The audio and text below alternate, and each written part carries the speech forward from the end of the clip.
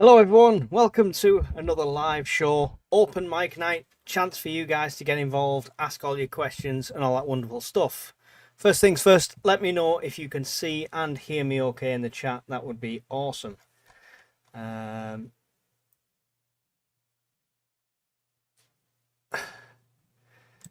Confused at that one. Would you like me to slap you in the back of the hand? Okay, very random.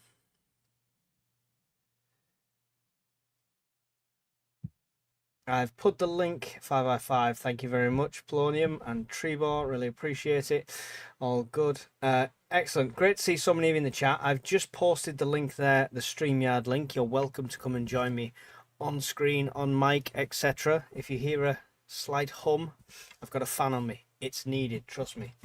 And I've got a nice cold drink. And we should be all right after that.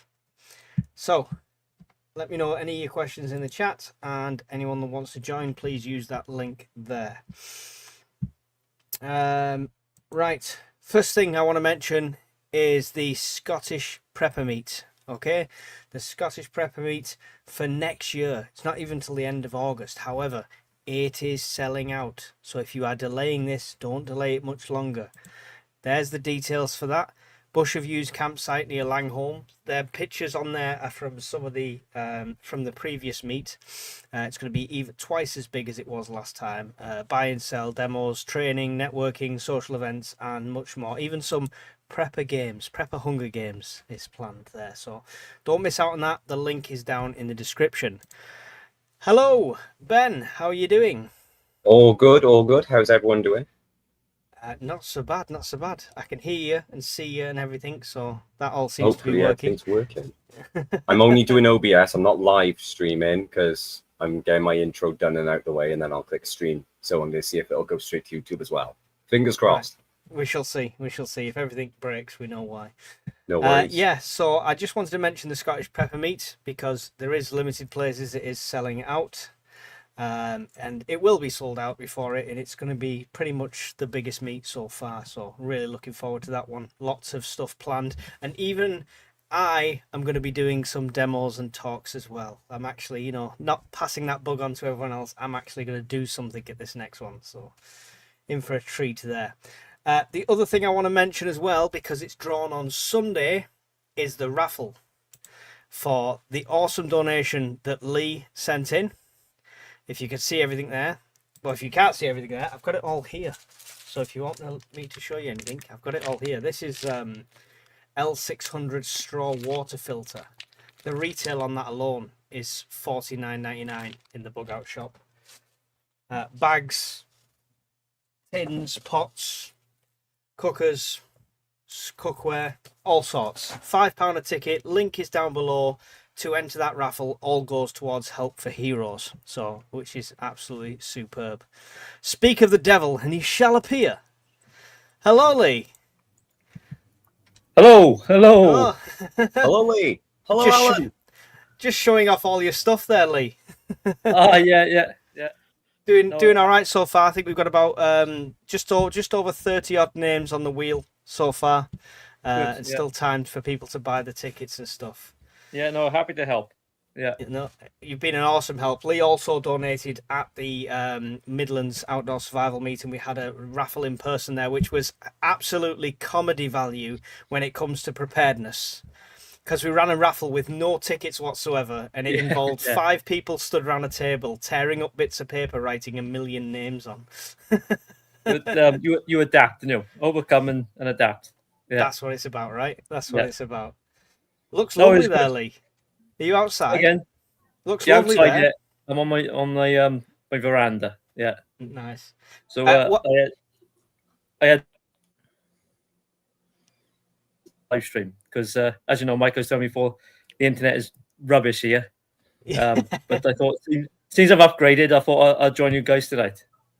Yeah, it did break up a little bit there, but it's a lot better than it used to be. Yeah. While we've got you then, Lee, is the places still left for October? Very few. I think it is campsites full, all the cabins are full, camper vans, maybe room for one more. And and there's plenty of room for hammock camping because we've got obviously plenty of trees. We're in the woodlands, so yeah, that's about all that's left. I have got a few guys come in. They're just going to crash out on the woodland floor somewhere. So yeah, if you don't mind roughing it, you can join us. But everything else is booked. Yeah. There you go. That's perfect for you, Alan. You're the survivalist. You could just rock up and sleep by a tree, right? That sounds exactly like the kind of thing I would do, especially after having a few beers. Yeah, well, there'll be plenty of beers, but no, it always sells up real quick, within a day or so, because obviously only a small site. But yeah, no, it should be good. It's gonna be good. It's gonna be good. I'm totally, all the tent fails I've had. You're not gonna get one of those videos because I'm in the Bothy, I believe. That's right. Yeah. You're right in there. Yeah. Excellent. Just having a look through the comments. It's an open forum tonight, gents. So anything you want to talk about, feel free to bring it up. If Putin's fighting Trump in Alaska or whatever takes your fancy, follow the Trump-Putin meeting in Alaska. Putin already looks furious. He walks around looking furious. I don't think that tells us anything right now. Yeah, that's just his demeanor, isn't it, Putin? I know Trump is a deal breaker, and he's a businessman. He likes making deals, but the thing with Trump and America, it's always their interest, at heart, isn't it? Whatever's best for them. Such a strange setup they've got going on. I mean, does anybody else notice how much Putin is just mocking everybody? Oh yeah. I mean, everything from what was it? He's foreign minister or defense minister wearing that CCP jumper, the old Soviet thing. And was he really? Yeah. And they even announced what they were having for their dinner on the flight over. Chicken Kiev. Kiev, weren't it? I mean, come on. And then the list of people that he's got at the meeting, which are just all business orientated people who are of interest to Trump's personal interests. Yeah, it's perfectly primed just to stroke his ego so that the Russians can go away saying, we've got something out of this. It's so bizarre. He's already got something out of it. Oh, he's got everything. Yeah, I mean, he'd show up and actually say, "Hey, you all thought I wouldn't. I'm here now." Yeah, he's back on the world stage, and the whole meeting in Alaska thing. That a state that used to be part of Russia that was sold to the Americans by the Russians during the Crimean War. Yeah, I mean, once he gets there, can he annex it back? Is that what his plan is? You know what? The same logic that he's been going on about with Ukraine, he could technically make with Alaska. It was once part of Russia way before. Yeah. It had native people on it that he could claim were Russian to some extent because they were, of Siberian descent. All of that kind of ancestral stuff and pre-claim stuff and all that is the exact same argument that he's making for Ukraine. Yeah, we don't need more pretense for war. Yeah, I just don't think Trump is aware of the irony of all of this stuff. It's incredible. He's a very clever bloke, Putin. He wouldn't got where he is now without being very, very good at his job. He's very, very clever, and he's been there a very long time. Absolutely nobody on the American side has any Russian experts, which is also a notable thing. Not a single person on his detail knows anything about Russia. Yeah, and I don't think they give him a lot of credit, these Americans and like even the British diplomats. I don't think they give him enough credit. And I think that's why he can run rings around a lot of them and seem to get what he wants. I think the ones that know him probably do, but they don't publicize it because they don't want to give him any more of a boost. Yeah. Has he not just realized though he can push as much as he wants because mutual assured destruction is only happening if someone launches something like a nuke, and as long as he does the conventional war, then the West won't retaliate in that same sort of way, so he could just keep pushing. It's just like, I'll just take another inch, I'll just take a bit more, he's got absolutely everything to gain here. Not only is he going to get some sort of economic benefit from this, he can now say that he's joined the world stage, and look, they've called me back, I was in the United States of America, and this whole thing about some sort of land swap. What do you mean land swap? Well, Ukraine hasn't got any land to swap. There's no occupied Russian territory that Ukraine could possibly give to Russia. So what they actually mean is what Russia has now, just concede. And then at some point, a couple of years from now, they'll probably just finish the job, which is exactly what they did in Georgia. Yeah, I think that's what's going to happen. You know, they're going to concede Donetsk and Luhansk, and they draw a line at that. And it, obviously, not everybody's going to be happy. But when it comes to any deal, if both parties are unhappy in any deal, it's usually a good deal. If one person's happy and one person isn't, then it's not a very good deal for one person, isn't it? I actually think this is a perfect opportunity for the UK and Europe to exert their influence, because it doesn't matter what Trump says. It's not up to Trump.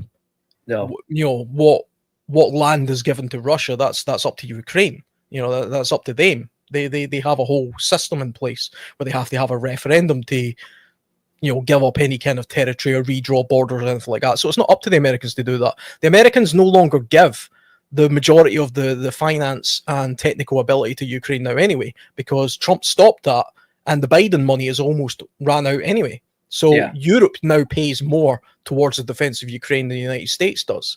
Europe is a very collectively just as powerful as the United States in terms of influence and economic wealth, really. And if you look at it from a few different angles. But we've also underfunded our own militaries for so long. That's for sure true, but I mean, how long would it take us to get back to a war-type economy? We're already ramping it up just now. It could happen within a few years, really. The economy could, yes, but actually manufacturing and creating and doing and putting the stuff in place could take a long time. And there's always going to be the issue with recruits. Where's the incentive anymore? When I joined up, and I'm sure when Lee joined up, there was much more incentive to go and fight for your country than there ever has been today. Yeah, I mean, I think you'll start seeing the manufactured incentive coming in over the next couple of years. The whole patriotism thing, they'll put some sort of spin on it that makes it more appealing, you know, for people to join up and things like that. But yeah, and one thing European countries they lack is leadership as well. Unlike America, it's full of fractions. Europe in it, and obviously that's what you're going to get in different countries. There's no clear leadership in Europe, in the European Union. And, there's no strong leaders there for sure, but the United States is completely fractured. It's literally a point of, I mean, it's a binary system over there. It's you're either a Trumper or you're not. You know, but if they go to war, they go to war. Like with Europe, it's different. You know, with the different armies and different Well, we saw that with that Sky News War Games. So when they tried to enact Article 5 as part of that, and it's the reality check of it's not a guaranteed thing. Countries can go, whoa, no, I'm not getting involved. So suddenly that mighty power that might be the same size as a collective as the USA is, all got its own self-interest and self-preservation to worry about. Horace Rumpel 9263 said, at least Trump is trying to get talks of peace going. None of the European warmongering anchors are doing jack, he says. So. But you got to look at Putin as well. He's going to be there for a number of years unless someone bumps him off. Trump has only got another 3 years left, isn't he? When his term is finished, Putin can probably go back and do whatever he wants again, because guaranteed to be some sort of Democrat in charge after Trump. So he can just bide his time. Trump has got to do something now in his tenure. He's got to make his mark, isn't he? And he's probably thinking, this is it. If I could be the world leader and bring peace, that would be his swan song, I would have thought. Yeah. Putin is 72 years old, though. So, I mean, he only has so much time. Don't look it, though, does he? He don't look like he's aged a lot in the last pretty sharp. 15, 20 years. I think all this rumor about him being unwell, it was just rubbish. Yeah, I think he's sharp as a tack, that bloke. Yeah.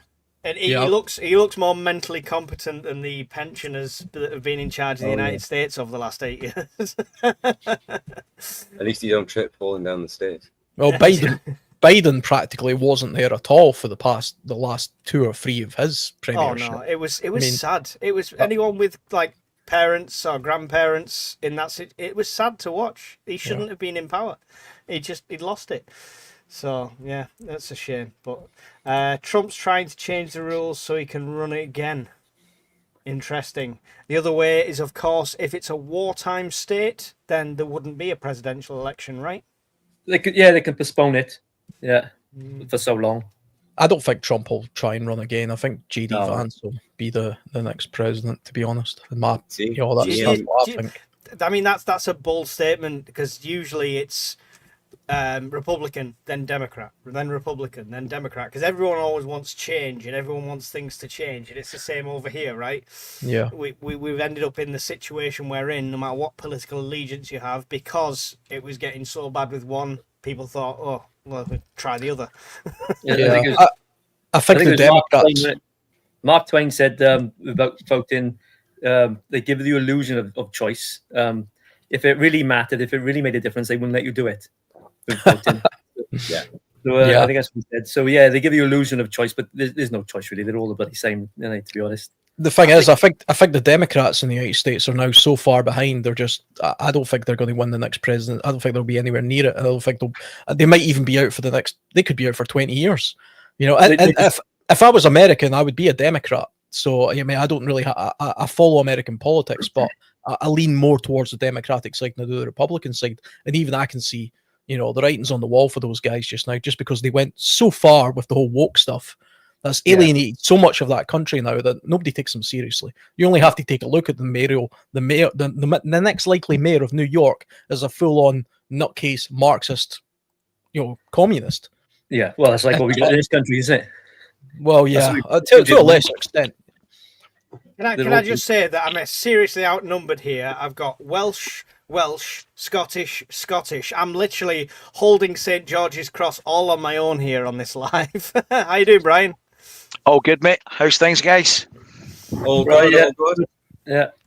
All good. Enjoying the weather. Sweating me knackers off like everyone else. So We I just fight need, with a chainsaw and lost. we need somebody from Northern Ireland to make the team. hang on. Sorry, Ben, did you just fail number one rule of prepping of nearly don't die? What did you just say? Oh, accident with a chainsaw? Yes, that's not a way to go. Well, let's be honest. I was trying to do the garden and I got a little bit annoyed with the chainsaw. The teeth kept jamming up. So try to do a bit of maintenance. And the one thing you don't test it when you're trying to fix the belt. Well, the chain, sorry, not the belt, chain. Try a Flymo for cutting the grass, mate. Chainsaws aren't very good for that. No. Just throwing it I out had there. to get down and do the rose bush because the missus wanted it completely gone. So I thought, It must be some size of rose bush. It was huge at the back. Was it like a miniature chainsaw? It can't be a real proper chainsaw. One I had off Amazon, one of those micro. Was it one of those 24-volt lopper things? Yeah. Yeah. All I right, don't pass So- when there was a chainsaw. You were getting you were putting a micro chopper in about an overgrown bush. All right. Got to make it look all pretty out the back. Mike knows where I'm going. Everyone knows where you're going, Brian. We just try and avoid the street. He's only been We here have a a few minutes. question. We have a question from Amphia. Russia has a perimeter that would have the equivalent of Project Sundial as a logical component of perimeter to solve the 1983 Colonel Stanislav Petrov problem. I'd say yes. Yeah. I was just thinking about that. Please enlighten me. No, I don't. I haven't got a clue what that I've no idea what any of that means. Anybody know? It sounds impressive, though, but I don't know what any it means. Do you know what that is all about, Lee? No. No. You're on your Same own. as the rest of us. This is why you need to join the panel, Amphia, not just, type random we need some thesaurus. Magic Acres is in the house, one of our American friends. Just like Ukraine cancelled all elections, Trump won't do that. He just likes to freak everyone out. There you go. Can we compete against these dictators who can make 50-year plans as opposed to 4-year cycles? It's a really good point, isn't it? It's a very good It point. is a really good point.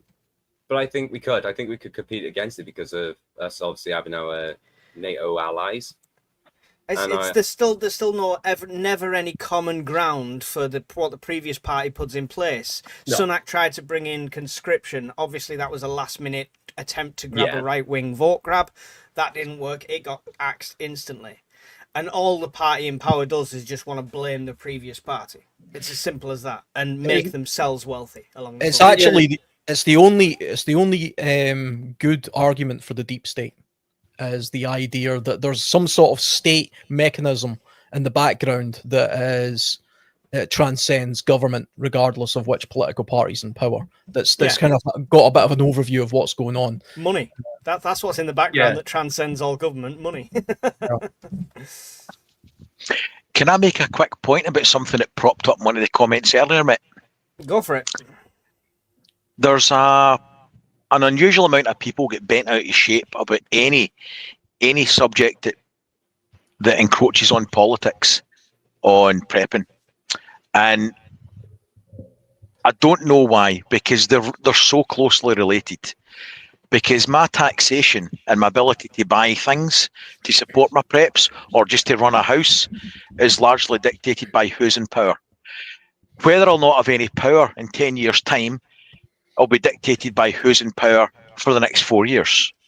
Mm-hmm. And so on and so forth, from your food prices to inflation control and banking policy. So I don't understand why people get upset when we occasionally chat about politic-related issues on a prepping channel, because they're related.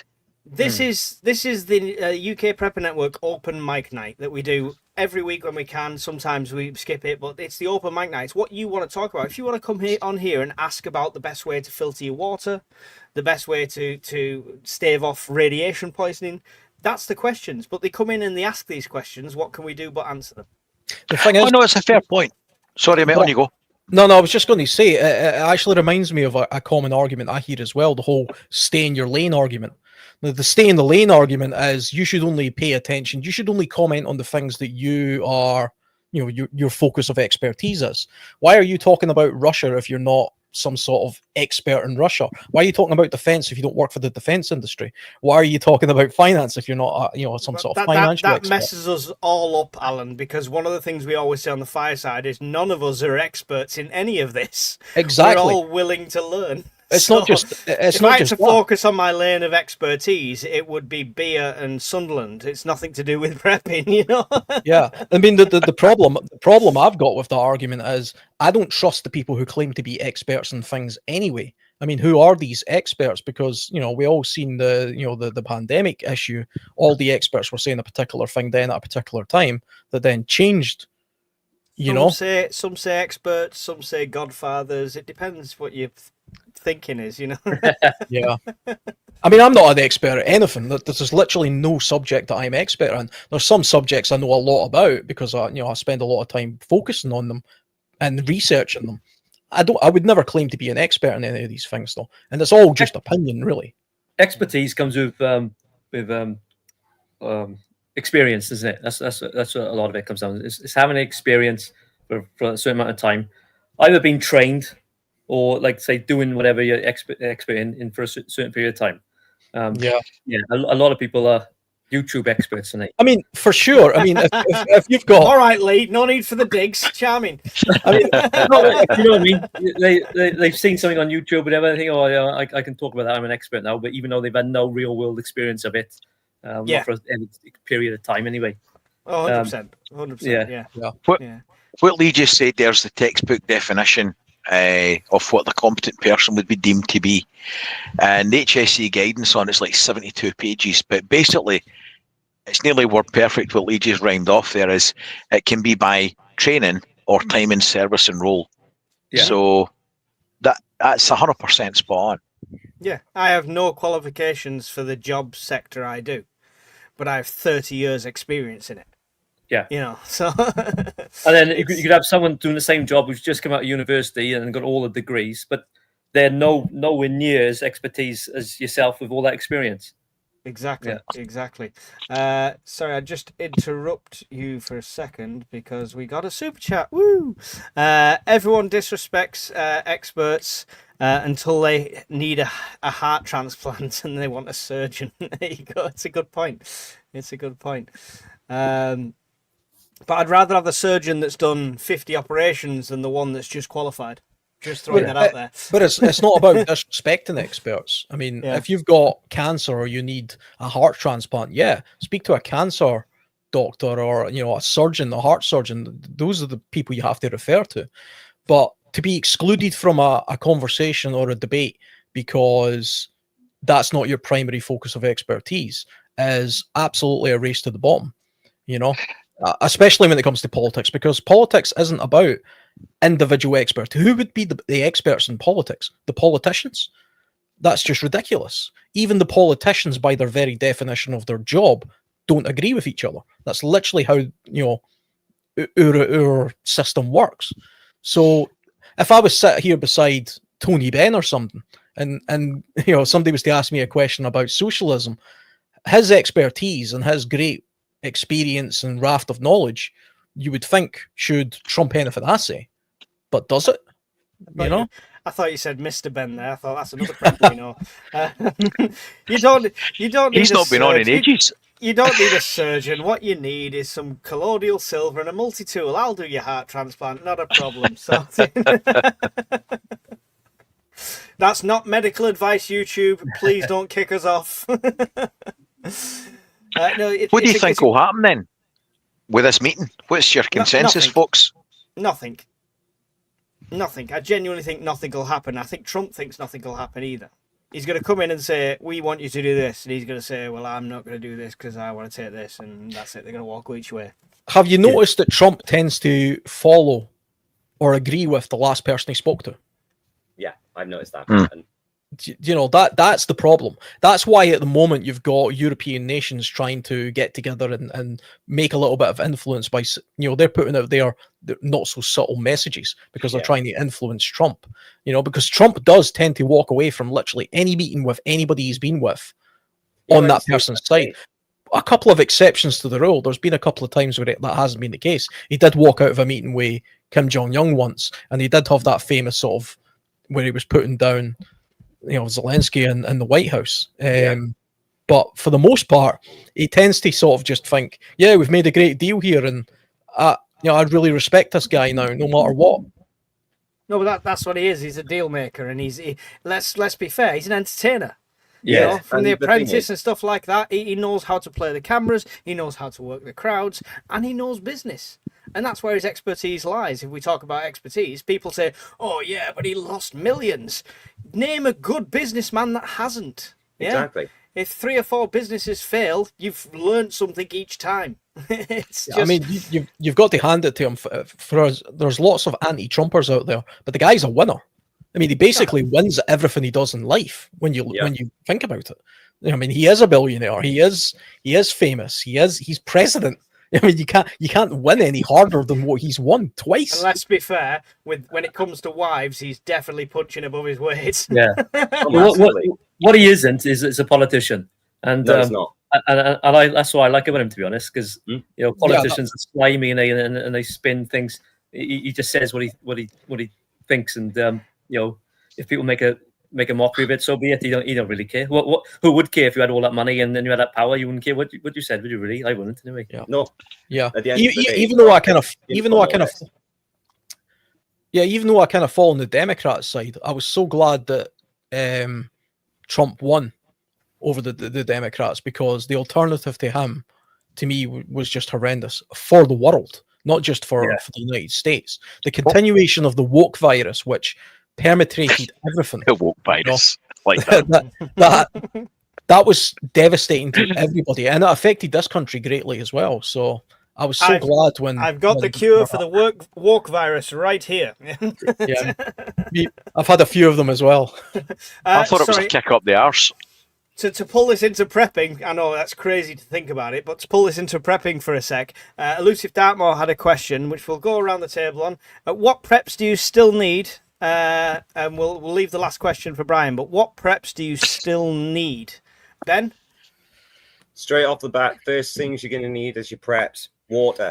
How many people are there of you? I think he's asking personally what you still need, like what you've not got yet. That's what I mean for us as a family. Because there's me, Mrs. RP, and the 3 little ones. We've estimated 60 litres of water. So 10 litres each. Careful. Try not to drink too quick. Mrs. RP, everybody, even though she's not on camera. Sorry about that. I got a few notes for Guy this quietly. Yeah. Yeah, Brian said, die quietly. No, all right then. So we've worked it out as 10 litres per person in our household. Food we still got to stock up on. So back to like a previous fireside, I believe it was, or a podcast about stock rotation, going through all of the pantry, doing a rotation. Still got that to do. So stocking up through Costco or the Bookers, getting some freeze dried as well as some dehydrated. What do you call it?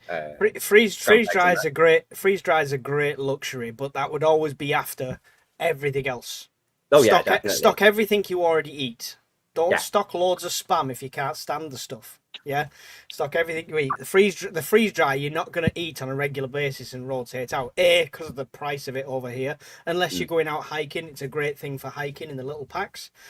But the big buckets that Brian got from Augustin Farms, he's not going to eat that all month and then top it up again. It's going to get set and forget. So yeah, just concentrate on regular food first, definitely. Definitely. The other thing I still need to get, only because it's a replacement due to the last one getting lost through packing, is another manual radio. Right. So like a hand crank. Yeah. Okay. Yeah. I've got a link for that on Amazon. And I got a few links, which I don't know how to do them, but on one of the papers I wrote it down just in case. The one thing we've ordered recently, I'm still waiting for it to show up, is a do-in manual hand crank generator. It's 20 watts, 2 USB-A's to whatever USB-C or whatever cable you got. Between 3... hand crank? Or is it one of the pedal ones? No, it's a proper hand crank. Oh, that's going to be a killer. I'll drop it in the Discord after. I'll go straight over Amazon and drop it in the Discord in a sec. But it's £31 at the minute on Amazon. And it comes with 4 terminals, 2 positive, 2 negative. It's got a switch to go from between 3 volts to 15 volts. And it's a handy little recharge station for radios, phones, laptops, multi-purpose. There you go, Brian. Brian, if you get rid of all your power banks and just get them, think how big you'll look like you've Arnold Schwarzenegger by the end of the month. You've obviously not seen it, mate. It's basically a soft iron core with a magnet around it, and you just do this with it a lot, and it generates the power. That's how it works. We don't even have to worry about net zero anymore. If we all get them, it's fine. Lee, this is going to be a stupid question. Is there any preps you've got left to get? I mean, you sell preps, so I very much doubt it. But personally, is there anything you want to add to the pile? Not really. The only thing I'd like to do is learn a lot more about comms. I've been invited to go to the local amateur radio club. Well, I say locals in Brecon, 20 miles away, to learn more about ham radios and all that. I'm not that clued up about it. I've got plenty of radios and all that, but it's using them. So the only preps I got to get, other than I would like to get a firearms certificate, but I don't want to mention too much down there. But is learn more about radios. And like I say, I've got CB set up. I've got ham radios, all different types of radios. But it's the knowledge of people come in the shop all the time and they ask me about ham radios. And I tell them the little bit of knowledge I know, which is not a lot. So I'd like to learn more about that. Yeah. As physical preps, no, I'm pretty much well covered. I mean, that's the best thing. Skills are the one thing that can't be confiscated, can't be taken away, and you can't be separated from if you're on holiday, right? So skills is the best prep to get anyway, no matter what that is. Brian, please don't say power banks. Please don't say. Is there anything else you need to get apart from a freeze dryer and land? Those two are aspirational. The freeze dryer I could buy, but I just don't think it's worth the money, mate, because it is. It's not, though, because if I bought it, no, because you're not getting it when I'm finished with it. It's not worth it to me, put it that way, to spend $4,000 on it, plus the oils. The power side of it's free, so that's fine. But once I bought in good quality meat, chicken, different things, prepped it, freeze dried it, got the Mylar oxygen absorbers, put it in boxes. It's burst, and it's not like you could do anything else with it. To open it up and sell it or anything, it's no worth it. You don't have the economy of scale. It's an investment, Brian. You never have to pay for meat again. If you've got the freeze dryer, I will turn up with 100% meat. You can have 50% and I'll have 50% and we'll freeze dry it. So you get free meat. funny enough, is a lad I know, Johnny. He's in Brecon. He bought a freeze dryer probably about 18 months, 2 years ago, and he lets everybody else use it as well. They come there, they do trades, and they'll bring their ingredients, and he charge them a little bit to cover the cost of electric and whatever, and then they use it because, like Brian said, once you've got all your kit, your food and freeze dried, what do you do with it then? So he lets other people use it with either a trade or a bit of expense. So if you're in the community and other people can use it, then it's worth getting in, perhaps, isn't it? If you're sharing it about. If it's for yourself, If there was enough people near me, it might be worthwhile. But even yourself, unless you're actually up here, even for yourself, Mike, there's no point. I'm on the way. I'm saving. Yeah. Aspirationally, that's what. Sorry, on you go. You can buy a lot of freeze dried food for the cost of the freeze dryer. Can you? And this is it. You can probably kit yourself out for X amount of years with that sort of money. Without a sec. Sorry to cut you off, Lee. Mike, I just sent a link to that generator in the Discord in this week's preps. Right. Okay. Sorry, Lee. No, that's right. Yeah, I'm done. What I'd like to do is the FREC 3 and the FREC 4 medic courses.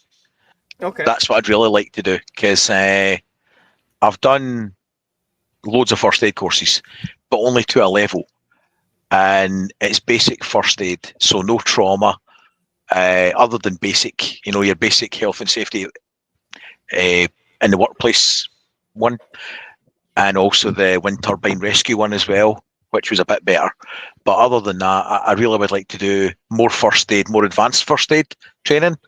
And I really don't know a lot about comms, like Lee was saying. So that skills, more skills than physical stuff now. I've not maxed out, but I'm getting there. Yeah. Cool. Alan, last one for you. Any preps that you still want to get? I think when it comes to stuff, we'd all like more stuff. I think the beauty of being a survivalist as opposed to a prepper is I rely less on things. As I go more for the skill set than the stuff. That said, though, from the prepper point of view, I'm very short when it comes to home power. So I've been watching loads of your videos, Brian, and I'm completely convinced that I need to go down the route of having, preparations for power and things like that. Because the Pepsi Kool-Aid. Yeah, I don't. If the lights go out for me, they're pretty much out. I mean, I've got a couple of hours at best, and I wouldn't be able to run a computer or anything like that. I'll tell you one thing, though. There's one gadget I've been looking at. I don't normally go in for gadgets or anything, okay? But there's one gadget which I'm surprised nobody seems to be talking a lot about online or in the prepper communities and all this kind of stuff. I'll put a link to it just now, but there's a water purifier called the H2 Go Prime water purifier. I don't know if any of you guys have heard of this. Never heard it, mate. This thing will blow your mind if you know anything about water purification and the things that you need to go into for that. Okay, I'll just post a link for it just now. But basically what it is, just very quickly, is an electrical device. So you charge it up, okay? You put salt into it, a little bit of salt. It's like half a teaspoon or something. And then a few drips of water. And it makes pure, it makes sodium chloride. Basically, it makes bleach. It makes bleach from salt. And you can increase or decrease the concentrate of it in order to purify water. And all you require is salt. It's game changing when you think about it. You could purify thousands of gallons of water with this thing with nothing but table salt. And I've never seen it. I've posted a link to it. I only came across this about a month ago, and I'm going to go and buy it because it looks amazing to me. And if it can genuinely do what it claims to do, and it does look like it, that one gadget alone could be a lifesaver, an absolute lifesaver. I look forward to you getting it and letting us know how it works. It does cost about $120 or something, but I mean, honestly, take a look at the YouTube videos of it and stuff. It looks amazing. Brian, they're down to $3,000. That's a no-brainer now. That's you could sell half your power banks and get that. Yeah, I mean, it's not. I'll never say never. I genuinely swithered, but I bought another couple of power banks this year, and the solar panels. And then I doubled the solar in the house and doubled the batteries, built the workshop, and then she's going to Florida, or we're going to Florida, and we're doing a cruise. I can't do anything else this year. It's just too tight. Well, he What says else that. can World go? War, He World War says- 3 will just have to wait. He says that, and then he puts a message out about 2 weeks later. Guys, I've just bought some land and a freeze dryer. It was in impulse. Well, it came I sent as you- part of a Pepsi bottling factory. I'm going to try and get along to look at that strip of land that I'd messaged you about over the weekend. I'm going to pop down, have a look at it, and see how viable that is, because that's cheap. It's good, yeah. If it was closer, it'd be better, but if it was closer, it'd be more expensive. Yeah, Get land. but it's not Make sure it's got difficult to sporting get rights. to. That's the thing, right? Sorry, Alan? Sporting rights. That's what you want to look it for when does. you're looking for land. It does. It's 7 acres for a pretty good price. Don't give too much away; they'll be out bidding. Aye. And it's...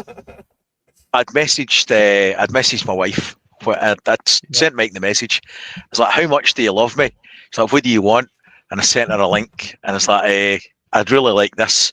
Right, you arrange the finance and I'll pay it. I was like, right, okay then.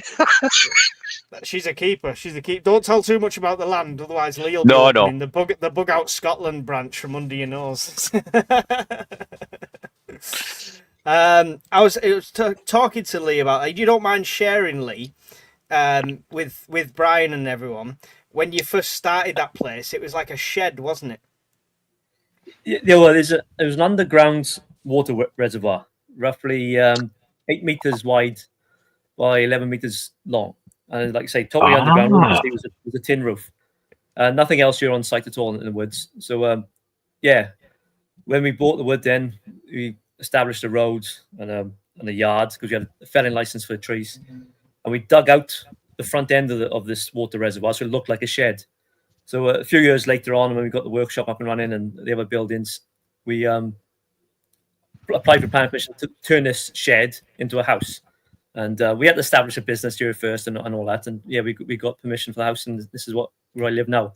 So the bottom half of the house, which was this water reservoir originally, the walls are like 3 foot thick. So it's partially underground. Oh, wicked.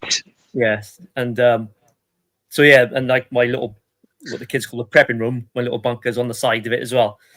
So yeah, it you can build these things on land which hasn't got any buildings beforehand, but you've got to provide a reason for being there. Usually some sort of business or excuse for being there. Unless you go down the 12-year rule, where you build something and no one reports it or says anything for about. I think it's less than 12 years now. But it's risky, isn't it? Even if it's less than, Yeah. even if it's 6 years. If you were there 5.5 years and then someone reported you, that would be gutting. and you can't obstruct it in any way. Yeah. Mm-hmm. Yeah. Yeah, that guy that built that house and put all them hay bales around That's the right. castle. Yeah. So yeah, no, we're lucky in a sense, and a lot of work, a lot of money, a lot of time, but we got what we wanted in the end. Yeah. And it's That sounds awesome. awesome. So if people haven't been to the bug out shop, it's worth the trip. Yeah.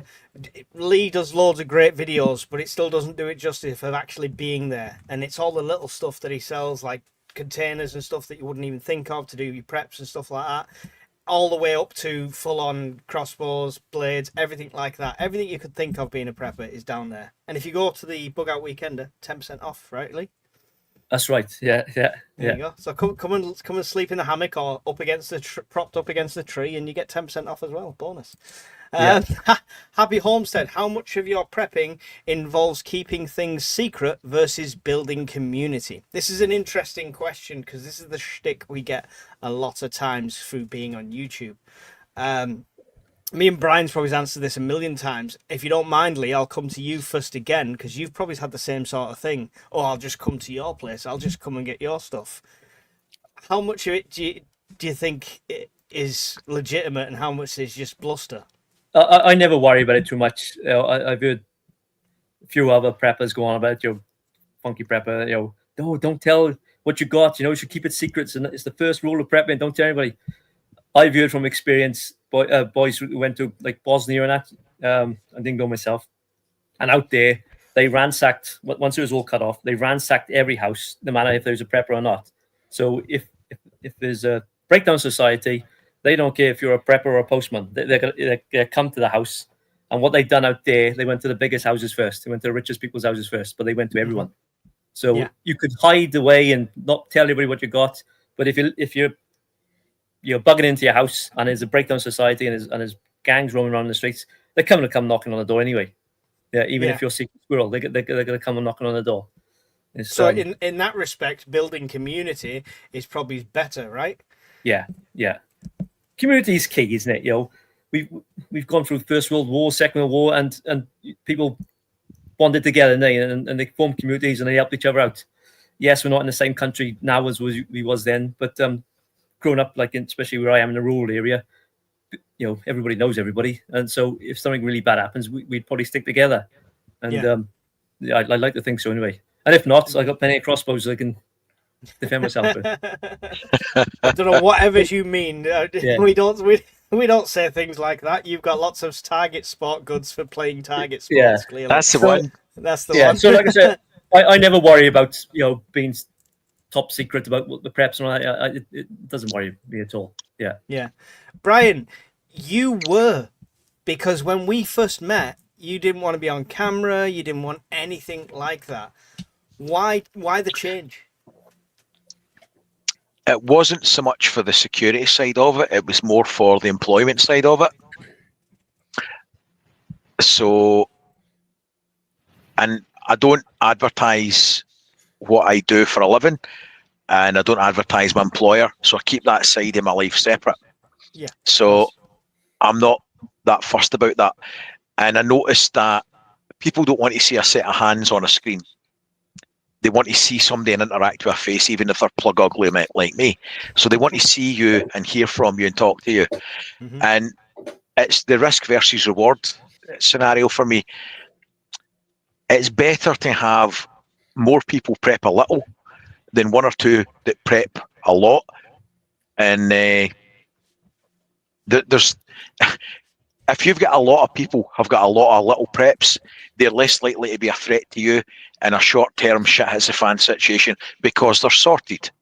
But if nobody's got anything and anything goes wrong, then you've made yourself more of a target. So it's better to talk to people and try and promote it as even the social side of prepping, talking to one another, meeting up, learning some new skills, having a chuckle and a laugh.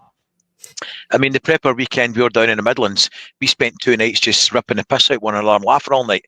It was fantastic. And as terrible YouTubers forgot to record anything.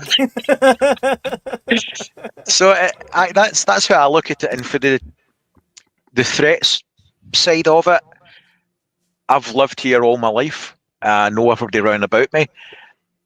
I don't feel threatened. And I do enough hobbies that are mutually supportive to prepping that I really don't feel threatened. So I'm quite happy. You'll defend Pepsi with his life. No, I'll defend Pepsi with somebody else's life.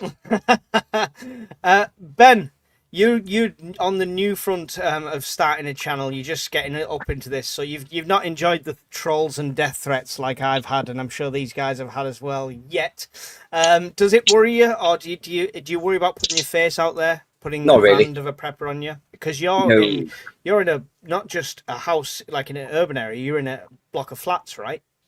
Well, no, we're in council. We're in council housing, so we're in a house, but it's only a 3-bed, and it's fully conjoined. It's not semi-detached or anything. Right. Okay. But so we got a garden. We got no front garden, but no, it don't bother me. I mean, at the end of the day, I've never really cared how I look, how I sound. I'm just one of these where it's like I'm just your average guy. I'm bored. I prep, and at the end of the day, it's like Lee said. When STHF. SHTF, yeah, that's right. Oh god, I can't say the abbreviation half the time. It's not going to be a case of say shift. Are they going to come? Yeah, shift. It's not a case of are they going to come for me and my family, and if they do, when and why. It's going to be a case of it's going to happen. Am I prepared enough? Yeah, probably, of course. Probably not. Can you be prepared enough? And this me and when Lee came onto the podcast with me.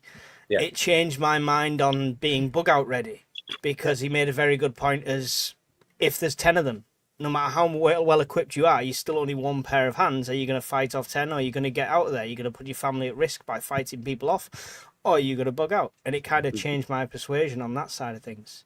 Yeah. Come to you last, Alan, because you are adamant when we first met. I'm not a prepper. I'm a survivalist. I'm not a prepper. Now that you're on a prepper channel, are you worried about being branded a prepper? And is it worth building the community over keeping secret? I'm not worried about the branding of it. You know, the reason I don't call myself a prepper is because, I mean, this will be something we'll for sure go into in some other conversation at some point. I'm a stickler for language, so there is a difference between a survivalist and a prepper. I know there's overlap, but there is genuinely a Stuff. difference. That's the difference. Stuff. Largely stuff. If you take it purely from a YouTube point of view, most of my videos are outdoors. That's the only difference. You know, preppers tend to be indoors, from what I see. Alan's homeless.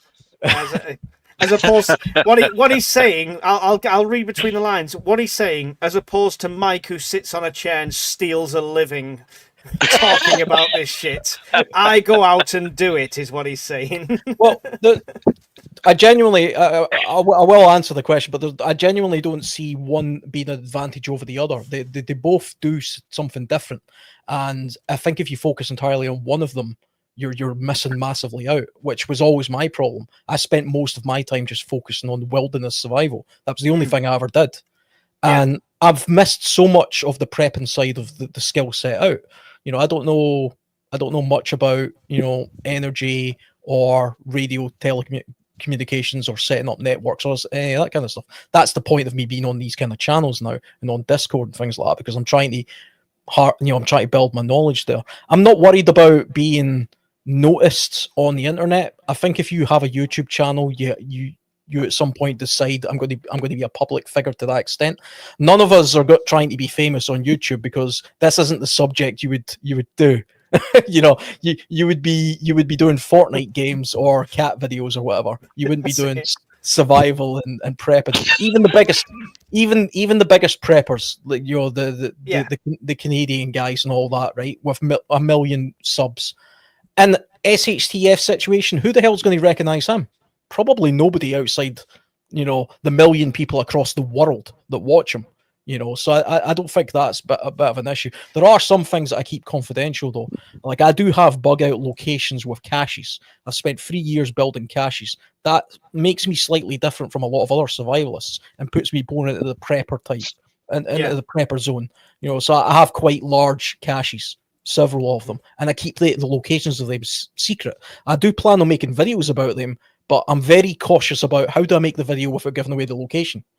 You know? Just don't give them the what 3 words. Other than that, people are useless at finding things. One of the problems with Scotland is you only need to see a hill in the background and you can probably work out where it is. You know, it's one of those kind of places.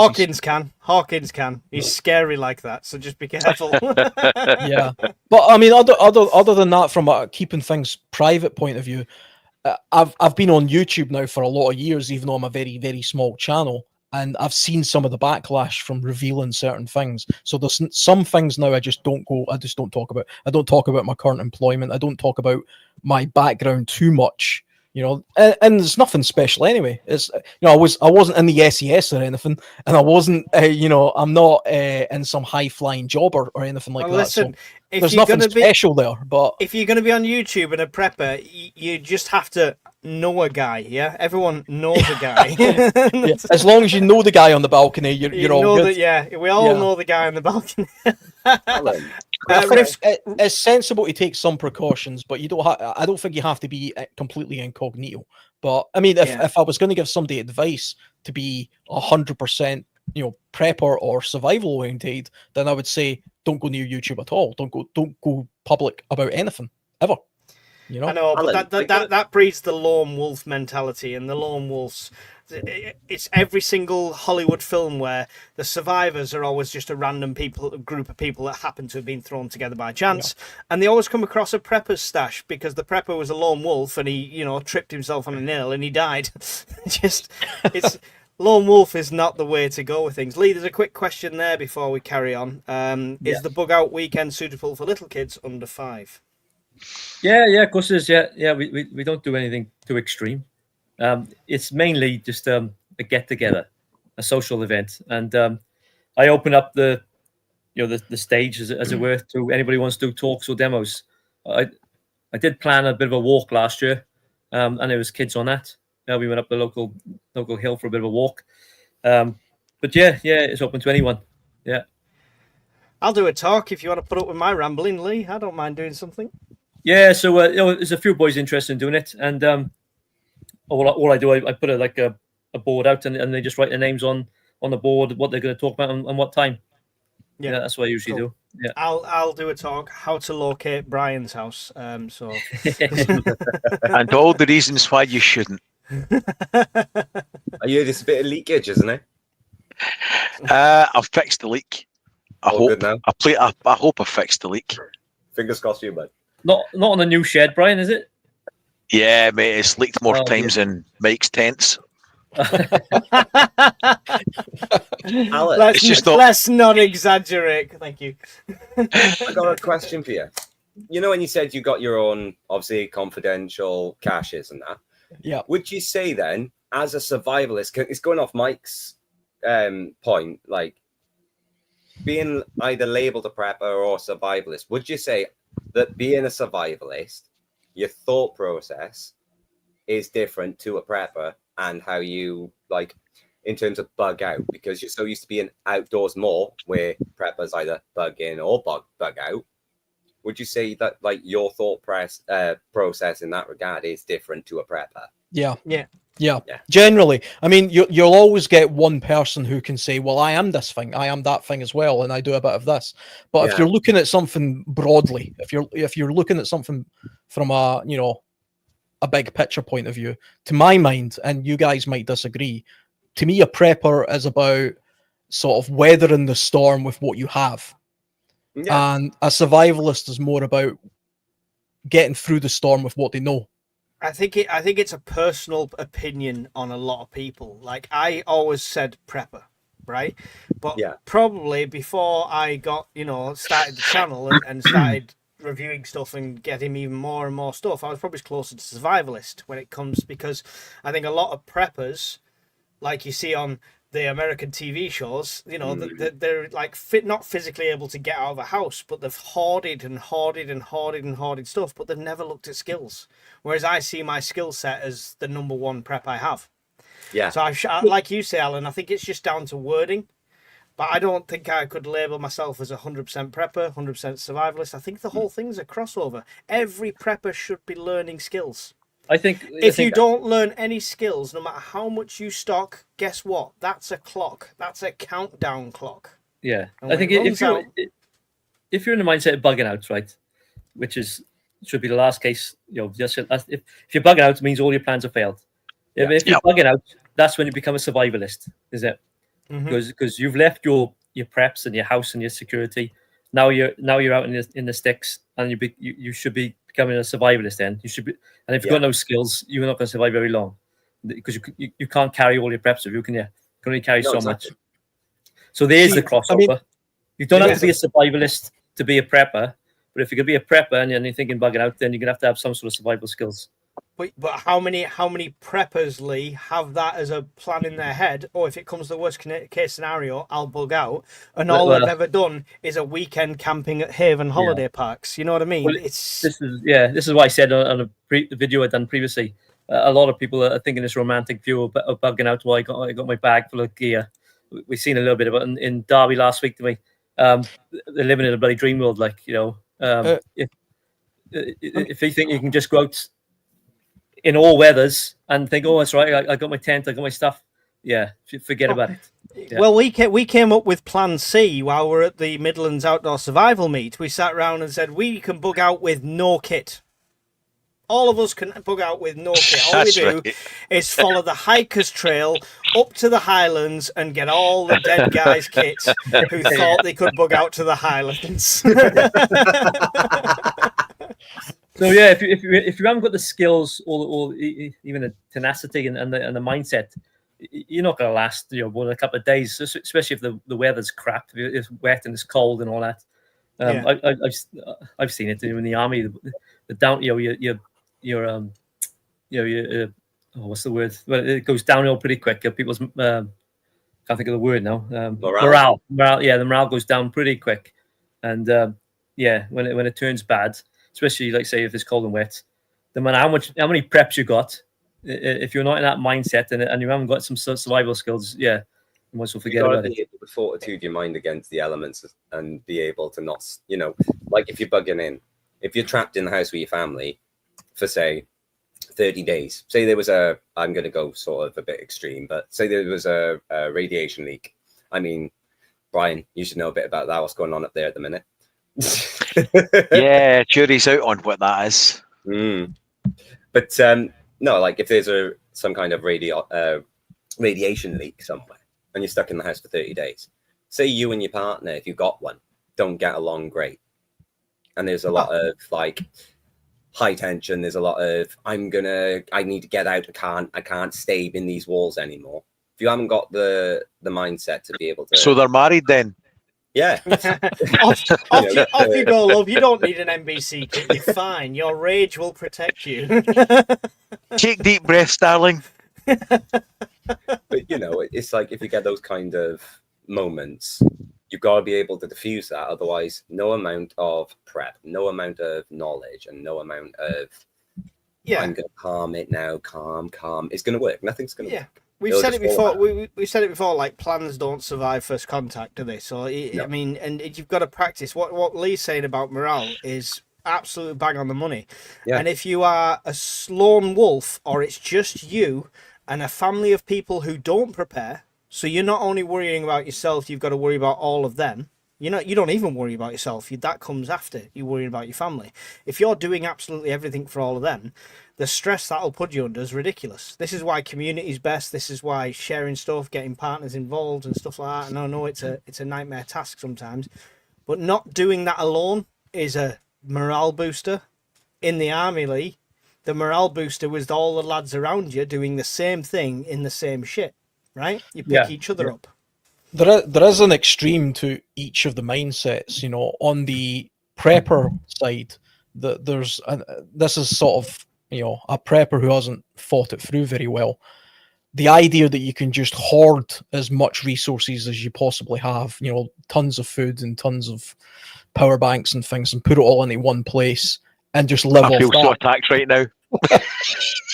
But if that's the only thing that you're doing and you're not paying any attention to any kind of skill set, you're paying no attention to geopolitics, you're paying no attention to the world around you, you're paying no attention to anything else, any kind of survival skills, that stuff is just going to last as long as that stuff lasts, and you're just going to hope nobody comes and takes it.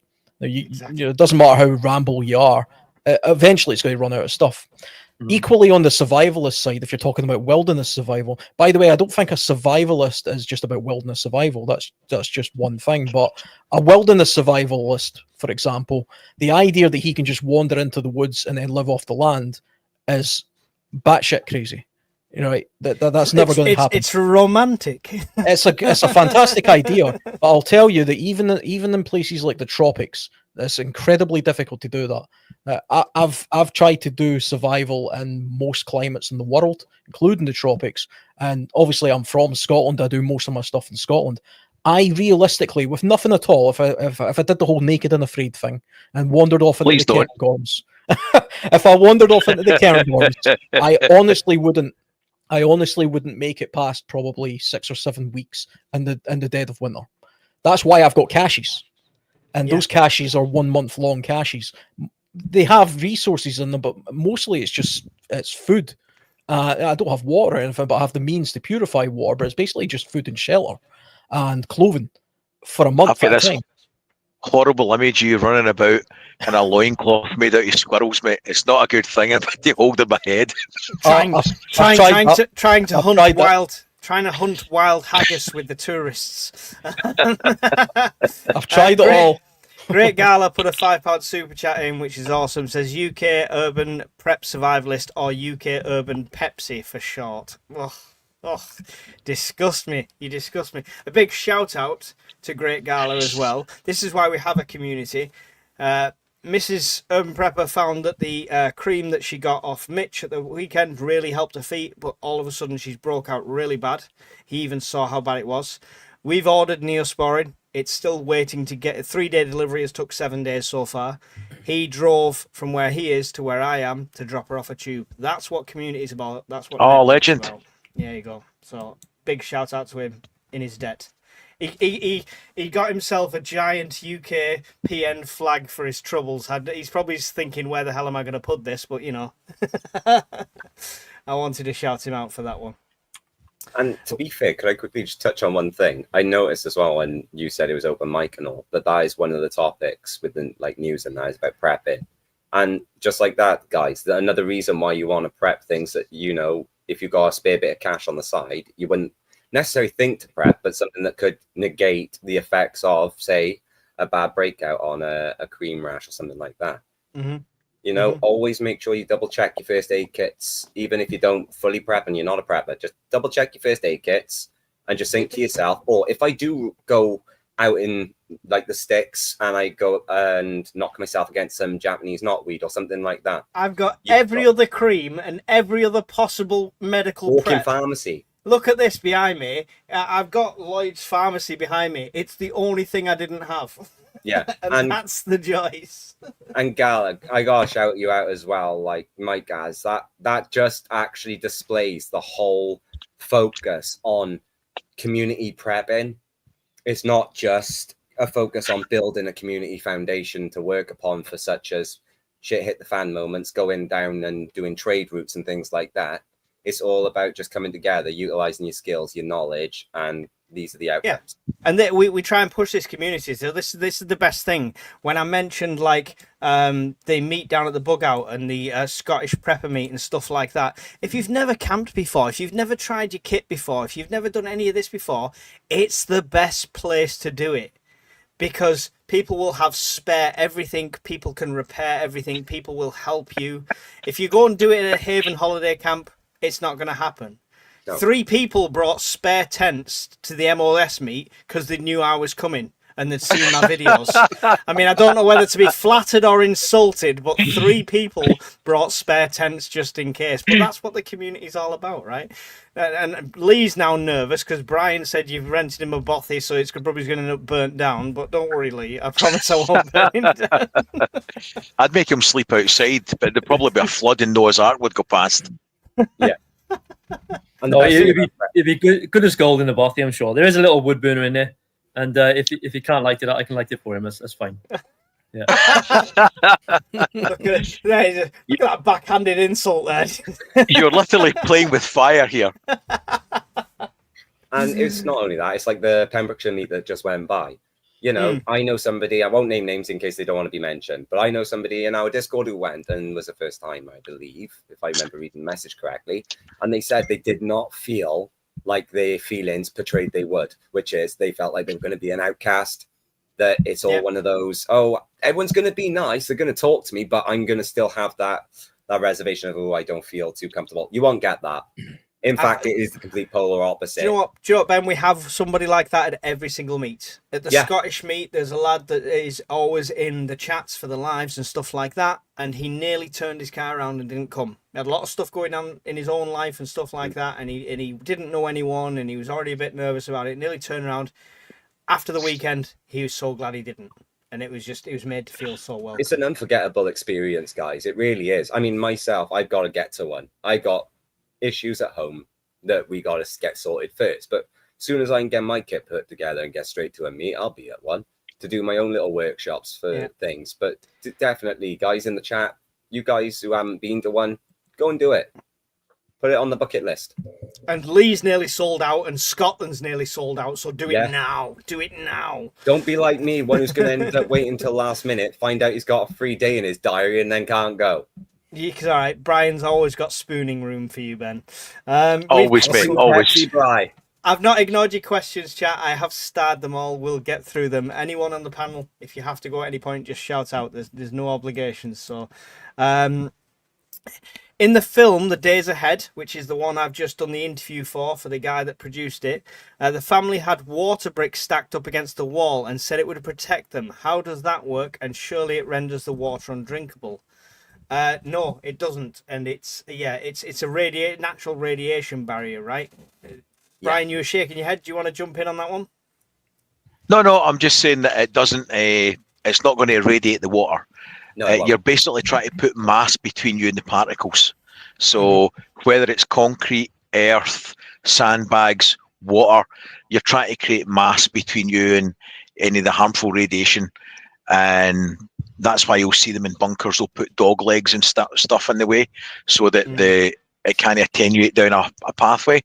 So you basically want to put as much high density materials as you can between you and any potential fallout. And in that particular scene, sorry, go on, Lee. And depending what material it is, it will depend on how much of that mass you need. So, like, if it's soil, you need perhaps a meter of soil. But if it's concrete, you might only want 8 inches. So, depending on what material it is, you can stop that initial radiation. Yeah, and in that scene, in that kind of scenario, when they're looking at that central refuge in the house, that's the plan for that is usually not for direct radiation coming through from the initial blast. It's usually based on fallout, and that is physical. It's the physical dust that comes down, and that's why you need to separate yourself away from that. So any sort of mass is good for that. Fallout's only a problem if it's on something, isn't it? And I watched that video when he was washing his hands with a bit of water. It was a bit ridiculous, really. If he was out, and if it was fallout in there, you need to completely wash everything. Yeah. And that clothing's only ever any good for one-time use. And then he walks straight into the house with the NBC suit. Well, this is the reason he separated it into the 3, and the 3 generally was supposed to be people that haven't got a clue, somebody who knows a bit but not the expert, and then the ultimate prepared guy who sold up and bought the ROC bunker sort of thing. So it was supposed to show mistakes as well as preps and common things. So like with radiation, after about 2 weeks, 95% of the radiation is gone anyway. A lot of it's gone in the first few days. Yeah, and it's an order of magnitude every so many hours, right? Yeah. And fallout, depending on what sort of blast it is, if it's an air blast, it's not going to be that much fallout anyway. Yeah. Because obviously fallout is from the dust it generates. It pulls from up, blast. Most of them will be air blasts. Yeah, and depending on where the wind's blowing, you might not have fallout in the area. Exactly. So, there is a few people out there that I've read put in comments, not on like YouTube, but throughout Reddit and things, saying, "Oh, if there is going to be a nuclear bomb dropped or anything like that in the future, it'll be just like Chernobyl." Don't get those mixed up, people. Chernobyl was a meltdown, and that was something that could have led to some really catastrophic results. Yeah, and it's a different after effect as well. Where that land's not usable for hundreds of years, that's not the case with something like this. So it's completely different. I think the biggest threat for something like that is a dirty bomb. Yeah, which you would get fallout with, because it would probably be parked in a truck somewhere or a container offshore sort of thing. So that's the biggest threat with that. I think mutually assured destruction generally kind of keeps us safe. Only takes one nutter though, right? True. Good question though. Brian Keane, are noodles the same thing as pasta? They are both made from wheat and dried. And I'm not talking about instant noodles. Noodles, yes, they're a type of pasta, right? It's all about, the name of pasta is about the cut of the pasta and how it's shaped. That's what I would say. Yeah. Really sensible, needed questions, obviously. Thank you. Amphia, here we go. Let's see if this makes any sense.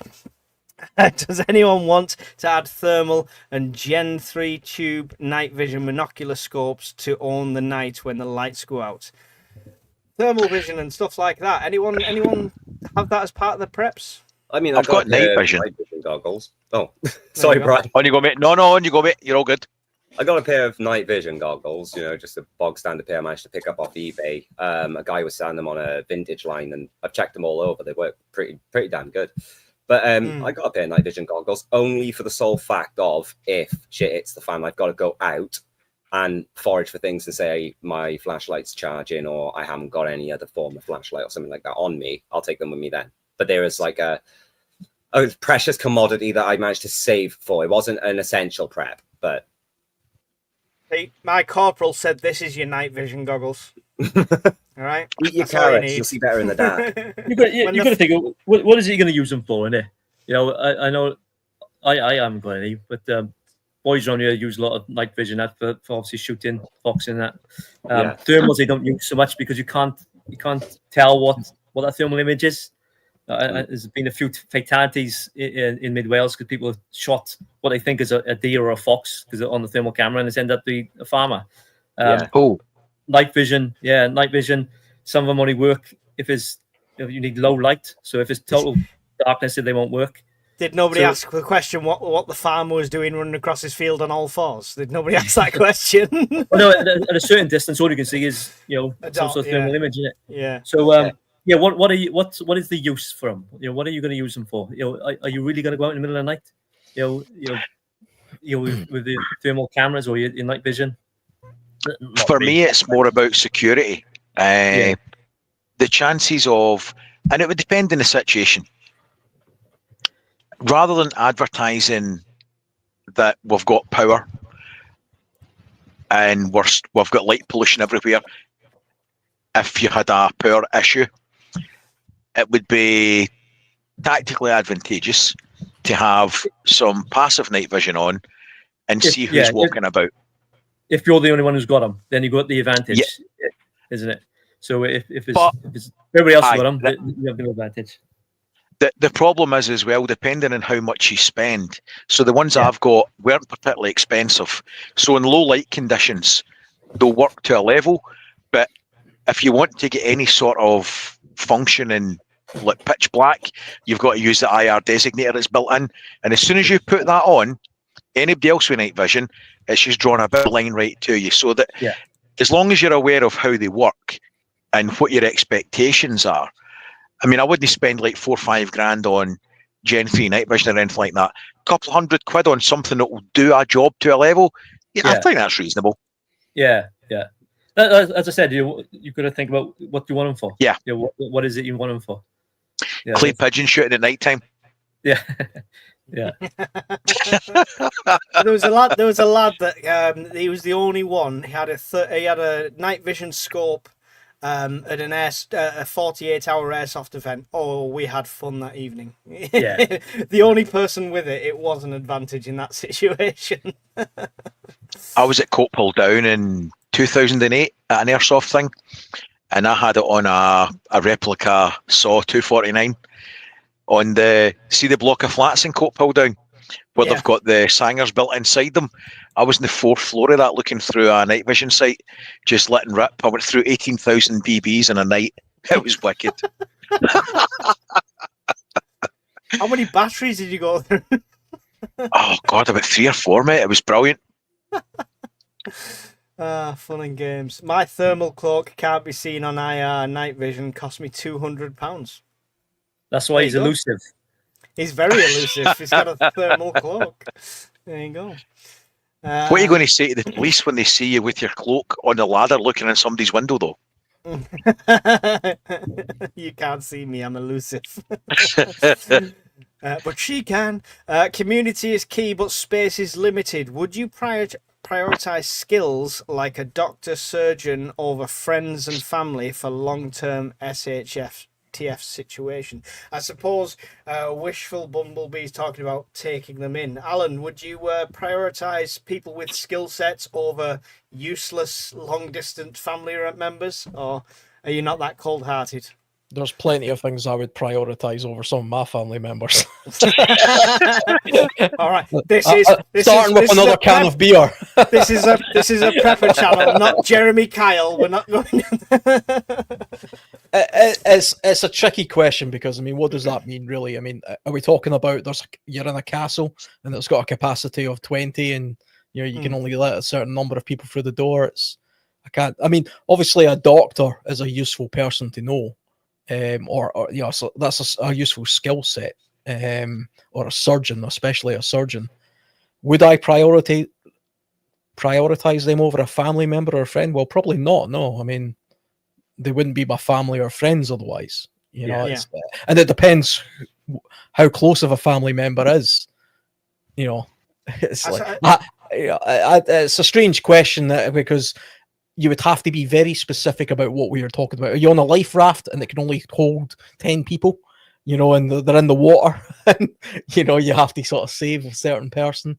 I understand the premise. There was plenty of room on that floating door for Jack and Rose. I don't care what anyone fucking says. Yeah, I mean, I understand the premise, but see, to be honest, even from a moral point of view, if you were to exclude family and friends, and you were just to say, and you did only have, like, say, a premises and resources that could only take, say, 50 people, are you really going to be saying to the crowd, "Tell me your occupation" before you can come in? Brian was on our scenario. Everybody's a doctor. Yeah. It'd be a case of a doctor of what? Psychology? Goodbye. Listen, I'm not a gynecologist, but I'll have a bloody good look. No. It's not just that. The fact is, how would you prove it? Because anyone could turn around and say, "Oh, actually, I've got such and such in being a cardiologist or a brain surgeon." This is why I stockpile 10 copies of the board game Operation. Right? If they can't do it, that's it. Well, think of it this way: you've got plenty of simulation hours. You're perfectly well qualified. The thing about I've got a doctors, multi-tool. I actually know a couple of doctors, and there is a big difference between like a GP and a surgeon. You know, to a lot of people, they think a doctor's like a catch-all. It really isn't. You know, if it was a case of the GP or the surgeon, I'm taking the surgeon. Yeah. Every time I'm taking a vet before I take a GP. No disrespect to GPs. That's a more technical job than I can do. But I would take the vet before I would take a GP. You know. Yeah. Lee, you must have had some thought into this, because obviously you've got a place there that is not just people know where you are, otherwise business wouldn't be great. Yeah. So you must have took this into account. Are you expecting, if something happened, are you expecting people to turn up and stuff like that? Is that thoughts gone through your head? Yeah, well, I've had a chat with a few boys, especially a few years ago when it was first starting up, and there's a group, they'd be the first ones to the door, because some useful lads, let's put it that way. Yeah. And yes, of course you're gonna welcome your family, but you have to bring something to the table. You know, you can't have freeloaders. So even if they're family, you think, yeah, you can come in, whatever, and you've got food for you to eat, but you've got to do something for it. You know, you've got to work for it. Freeloaders I wouldn't have. And if it comes to people with certain skills, are you going to chuck, your brother-in-law out because the doctor come in or something else? Probably not, isn't it? So I don't know. Yeah, I'd be family first, I would have thought, and friends. Yeah. And then you got to think, right? Oh, a surgeon. Yeah, I'll take you. But what's the likelihood you're going to need a surgeon? You know, unless someone really hurts themselves. You know, are you going to need someone who's does cardiology or does heart surgery? Probably not. And are they ever going to be in the environment where it's clean enough to do and stuff like that? You know, basically, we're going to be doing battlefield triage, right? Morphine, no morphine, write off. It's as simple as that. But if it's an electrical engineer who can fix your solar system, he might be a bit more handy than a heart surgeon. Yeah. So yeah, you just got to think about it. And if you think about the ship's doctors and the Civil War type doctors, those kind of guys, especially ship doctors back in the the tall ship days, they were the most invaluable people, absolutely invaluable. I would have one of those guys as a skill set above almost anybody else. I would not have a Civil War doctor. You'd be like, oh, I've got a bit of an infection in this nail. It's like, take some antibiotics. No, let's get his leg off. But in them situations, the casualties there are from a certain scenario when you're fighting, whatever. Are you going to see them sort of scenarios? You're probably going to, if you're in a homestead sort of situation in SHTF, you're probably going to find just some blunt trauma, someone falling off a ladder, or worst case scenarios, falling out of a window. Cut themselves with a chainsaw or whatever in it. I mean, it's the trauma stuff that's the problem, because I mean, if you're in a world where it's 28 years later type scenario, I just Jimmy a normal Savile's after you. yeah, a normal doctor who prescribes medicine to you isn't that much use, to be honest, because there's no medicine to prescribe. That's effectively what those kind of doctors are. I've they sat know with they- my GP while he's Googled my symptoms. Yeah, I mean I've used the NHS twice in 10 years, and both times they misdiagnosed me, and Google saved me practically. So Enough said there. that's more to do with the NHS and doctors, though, I would say. Mrs. Don't get RP me- used to work for the NHS. Yeah, And it's I'm just not about going to working. jump on that wagon because they've saved my life, so I can't slate them in any way. They've got a lot And to answer for then, haven't they? Yeah.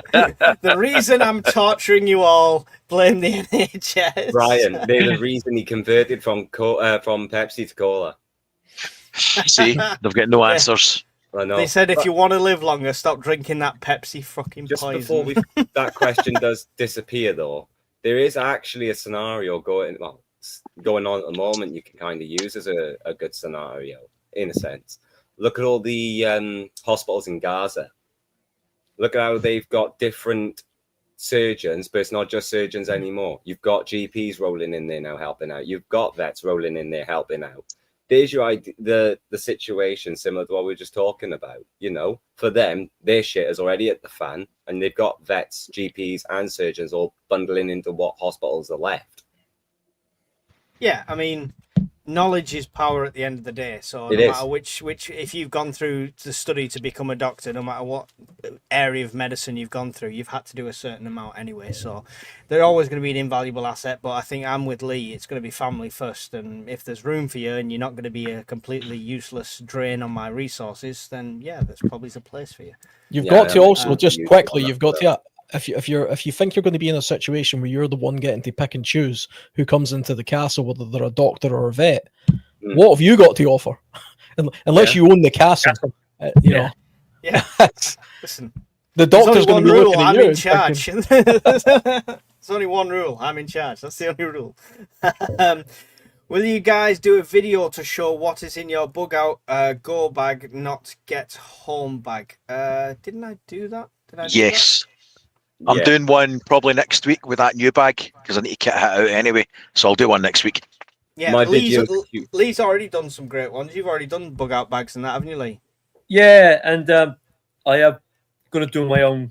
I've never really shown my own bug out bag, so I have been promising to do that one. But I've got a lot of kit to review first, so I'm gonna do that, and then I'll show what I carry myself. It's not a lot. It's not like a few of the guys down in Derby last week, where they're carrying 10 ton of stuff in the back. Lee, They've got- maybe they've we got- try and They've got Brian's RV strapped to the back practically. Well, I said to one guy, I said, why just carry one bag when you can carry two? Because some of the guys are carrying like two bags. I thought, bloody hell, what is the thinking? I don't know, but yeah. So people have been asking for ages about what would I carry, and so I will be showing eventually. Yeah, Lee, As can we little as can we possible. try and- yeah. Can we try and Say again? coerce you as a hint into the next video? Sorry, I missed that. Whoops. Sorry, it's because my mic decided to fall over. He's as drunk as I am now. Can we coerce you into finding a hint into what the next what video is going to be? I don't even know myself really. I've got loads of kit I've got to review, and I've got to do it because the companies keep asking me about the videos. I've got like 3 episodes left of a New Dawn left. Yeah. To finish off, and I'll do a few other videos. I got a video coming up about crypto as well. New prep coin. It's a crypto for preppers. I spoke to Alright. him today, Lee. I've spoke to him today. He's Oh, coming right, on the yeah. he's coming on the Prepper podcast, but he's about to go on an Arctic expedition. How mental's that? So Oh, he- that's Andrew. That is Andrew. yeah, Yeah, he won't be on the podcast till November, but he sent me a lot of details about that as well. yeah. So it's because I'm teaming up with them, so that's gonna be pretty good. So I'll try and get it out as soon as I possibly can. Mhm. But one thing I don't have a lot of is time, and Yeah. otherwise I make a video every week, but or sometimes twice a week. But I just haven't got time to do it at the moment. Yeah. So what you Time need to constraints do, of the killer.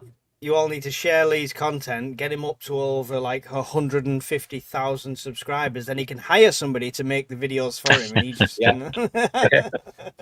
Yeah, no, I'm just always busy doing something.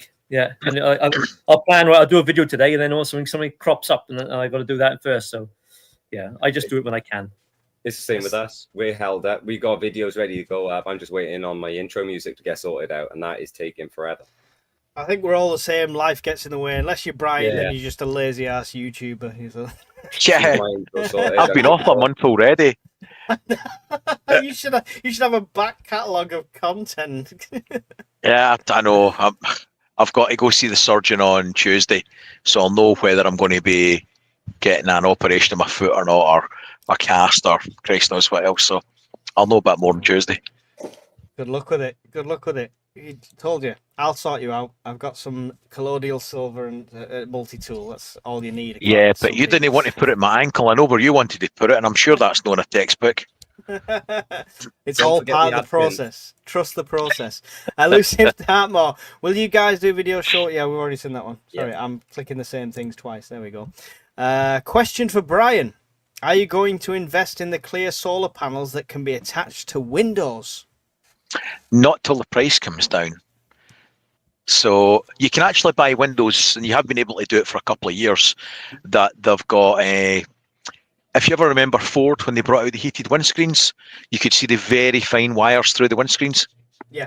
So the solar panels have had PV arrays with laminate sections in them for years that you can see through. But they're extortionate. I mean, it's like funny money. And also, they're small. Your average window, they're not particularly huge, whereas a 500 watt panel is about, 8 by 4 foot. So you're not getting the surface area, and you're not getting the orientation, so that because they're flat. So there's a lot of reasons why I would never want them. Yeah. However, Unless they came down to a certain price point. yes, because it's economies of scale. If you've got a house that's south facing, you've got patio doors, and you've got like 6 windows facing there, and the price point is good, then it makes sense. But you'd still probably be cheaper slapping them on the roof instead. So the answer is not until they come down a lot. But there's lots of new solar panels coming down the line now. The Perskovsky ones, or however you pronounce it, they're the up and coming ones at the moment. So the efficiency's jumped up about 8% on them alone. So better with those. There you go. There you go. All things solar. The bug out weekend dog friendly. Yeah, we have dogs on site. Yeah. He asked about the kids, so I'm not sure if he sat there deciding should I take the dogs or the kids. I'm not sure. All I say is that they've got to be kept on leads the whole weekend, and the dogs as well. Yeah.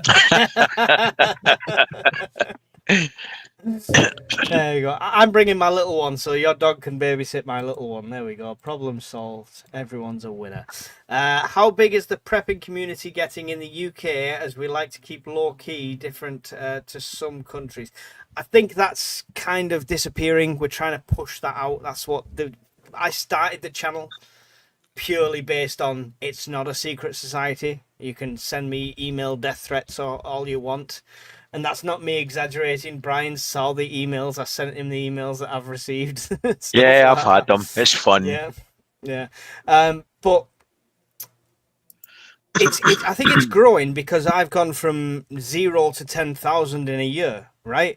And that's not for my awesome good looks and charisma. It's purely because it definitely isn't. So it's purely down to an interest. Lee's probably the best person to ask on this. You've been doing this for a long time, Lee, and when I've spoke to you in the past, you've said it kind of comes in waves when the media wants to do an interview and there's a bit of an interest and then it disappears again.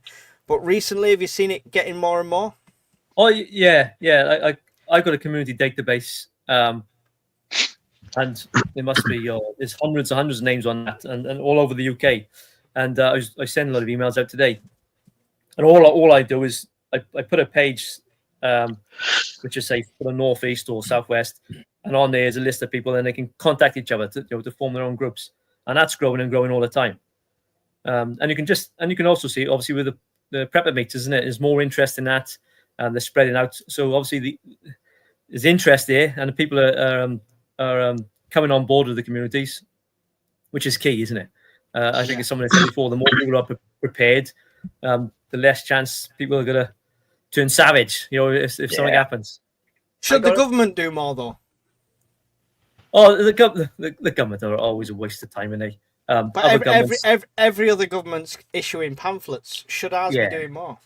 Yeah, but I don't think it's the government's job, to be honest. You know, I prefer to have little government as possible. You know, I think people should be left to get on and live their own lives. But so I don't want any government interference, because they couldn't organise a fucking piss up in a brewery, could they?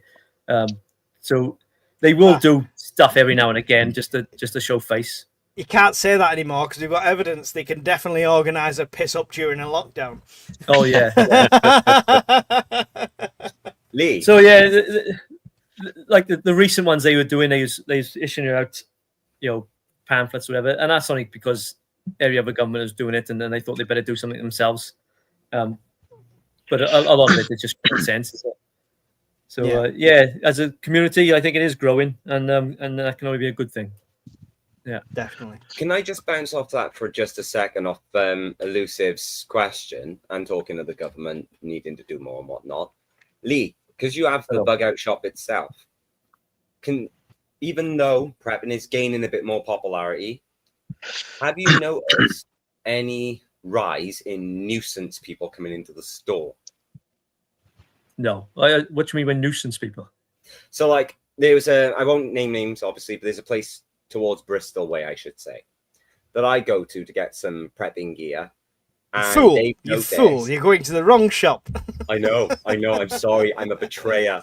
But to be fair, it's because it's a family friend as well.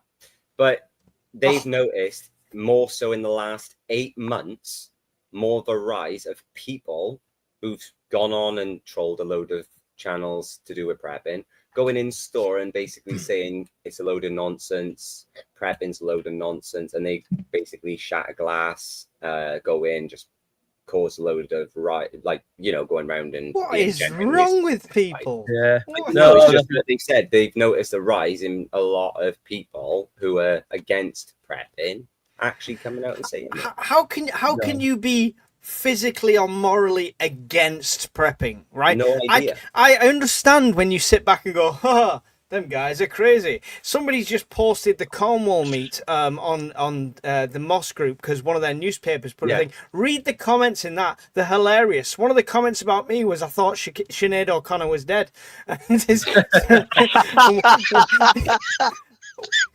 Honestly, Mrs. Prepper sat there laughing away. I didn't know what it was, and she was reading all the comments talking about preppers. But Mate, nobody's nothing going out. compares to you. Hey, somebody else said they were trying to scan my Shamag because they thought it was a QR code. But how can you be? I mean, I could get that. I get the disdain, and I get it's more prefer to bury the head in the sand, people. But how could you be physically against it? Like try and stop other people prepping? I don't understand that mentality. Unless you're directly in Starmer's first party, I don't. think The same people There's some don't turn around and countries. say you're a hoarder, Yeah. Yeah. They probably, even though they you don't do that. Sorry, on you go. I was just probably going to don't say that understand it. They don't understand anything about it, so they know very little about it today. That's probably why they think it's stupid. They'll think it's stupid until the time comes and they actually need someone who's got supplies that they need. there's See, definitely yeah, some I countries that take it more seriously than the UK. So if Oh, you look yeah, at places like Switzerland or Yeah. Finland or Poland, these are they're generally countries that are closer to Russia and things like that. So they have to Yeah. be more orientated towards that kind of thing. But I mean, Switzerland's famously neutral all the time. Sorry But to they all have interrupt, Alan. bunkers. Sorry to interrupt, Alan. You say that, but French national TV was at the last meet to do an article to say how the British were more prepared than the French. That's right. I saw a interesting. post up on Google about that. But to So be I think- honest, I think every honest, I country wouldn't- thinks that of other countries. Yeah. Well, I mean, the countries I named, the sort of Finlands and Poland and Switzerland and stuff like that, they're all sort of Nordic or on the periphery. So Mm. countries like the UK, France, to some extent Germany, Spain definitely hasn't got any interest in prepping. Portugal, I don't think they pay as much attention because there's a lot of other countries between them, so they don't really see much of an outside threat. There's definitely an increase in the prepping community I see online especially compared to the sort of survivalist community. That's a very different community altogether. There's Yeah. definitely an increase in prepping awareness. I mean, like somebody said earlier, it kind of goes on. There's a bit of a fashion trend. I remember when Ray Mears was a bit of a thing. Suddenly, everybody was a bushcrafter, and then that But went away. The problem is the word survivalist has been synonymous with a lot of bad things. That's the Yeah, reason well, I think that's a the lot other of people thing. avoid it. Yeah. Waco was survivalists. They didn't Yeah. survive, so they failed on part one. Yeah, but yeah. Survivalist has got a bad name because of that impression. However, if you go back far enough, survivalist was preppers. Yeah. And it developed over that time. I've done a video, it's quite a long time ago now on the channel, but if you search for history of prepping, I've done a video about it and how it all came about. And it was all the same thing. I remember a long time ago when blogging was a thing. I wrote a blog about how the Unabomber ruined it for us. because pretty much the entire American media describes the Unabomber as a survivalist who lived in a shack in the woods and was a nutter, Oops. building bombs and pissing in jars or whatever. Since then, it kind of tarnished that reputation. But that's mainstream media, right? That's mainstream Yeah. media that will jump on that point. This is why we say to people when media's at these events, try to keep it like, if you look at any of my interviews on Joe or on the BBC or anything like that, it's always the level-headed side of it. I never turn around and say I'm going to defend my home and shoot millions of people with a crossbow and stupid stuff like that. That came up. Fuck me. I turn, Brian. I turn around and I say, I'm going to hurt people. Well, I was pulling my hair out. What little I fucking got left? No, but it's true. It's about Yeah. giving that right impression, right? There- And there- that's what it's all about. Because there- it only takes one, like you say, Unabomber, for example, to tarnish that entire name. And this is Yeah. why the first question on the Prepper podcast is, are you a prepper? Because there's still a label associated with that name through extreme channels in the US, through Godfather's channel over here. There's still a name that they're just, the US influence has definitely been a major factor, especially in YouTube. YouTube is an American thing. Most people on YouTube are Americans, and they have a community of what I would call militias or militaries. They're not really preppers. They're not survivalists. They're a different thing altogether. They're militarized civilians, which to me is a different thing. It's a different category, which is not a bad thing. That's the category is coming. It gets mixed up. Coming. I've always got the worry that becomes a fashion in the UK as well. Where it becomes overly militarized. Because I've got lots of opinions about this, and I've always been wary of the people. Like, I watch these American channels, and they will put people down based on what their previous background was. Well, what do you mean you weren't a Green Beret? Therefore, I'm not interested in your survival credentials because you didn't, you weren't a Navy SEAL or something. And it's a race to the bottom because it then just becomes an ever increasing. Well, I was this, and but we know a got all guy, to do Alan. with survival. But we know a guy, Alan. We know the guy on the balcony. You're not listening. Yeah. Honestly. Sounds like I'm a the gravy Dragon seal. Ball I've had free Girls. bentos. It's one of those On that things. note, I'm going to bow out, guys. It's been a No blast, but I problem, will Brian. catch up with you soon. Nice to Alright, see you man. all again. Cheers Right, for joining us. Brian, take Yeah. care. In a bit. It's all down to what we said before about expertise, right? It's like Yeah. people have it from different things, and I know lads that are in the military that I wouldn't trust with a pocket knife, and they did like 12 years in the military. They're still idiots. They're still useless. It's not always down to a label on that. So, Well, see, the military is a very useful thing, but from a survivalist point of view, it's bloody useless. They don't teach survival in the military. no, It's they not teach- part of No. training. No, but they teach a level of discipline and stamina that you can put into most survival situations. Very Yeah. true. Very true. So They are giving I will you always just the say that. genuine basics. Yeah. You're surrounded by bad guys with weapons, and the only way is to dress in drag. What would your drag names be? Brian Can I left go? at the best time. I got the best one for this. Ben's already got a weekend name, obviously, because Oh, he was yes. straight in there. If it was a drag name, I'd be Stardust Princess, and I would be in a frilly dress, and I would say, "Let's dance, pretty boys," and they would run the fuck away. Okay. Alan, would you like to beat that one? Well, I don't know. Ali Savage has a bit of a nice ring to it, you know. I was always a big fan of Lily Savage when what was it, Paul O'Grady used to do that character. It was funny as hell. Loved that character. Yeah. Lee, have you thought about a drag name? I'd rather go out fighting and dress up as a drag queen. Yeah. And for me, I will not say anything because somebody will clip it. And it'll be on the I'll internet. just go with forever. Alan Carr then for you, is it, Mike? The Tooth Fairy. Oh, well, Stardust Prepper. There we go. What is your dream land vehicle to get you to your dream long-term location after SHTF? I don't know about dream vehicle, but I've always wanted a ferret, which is an old British military vehicle which you can make road legal very easily.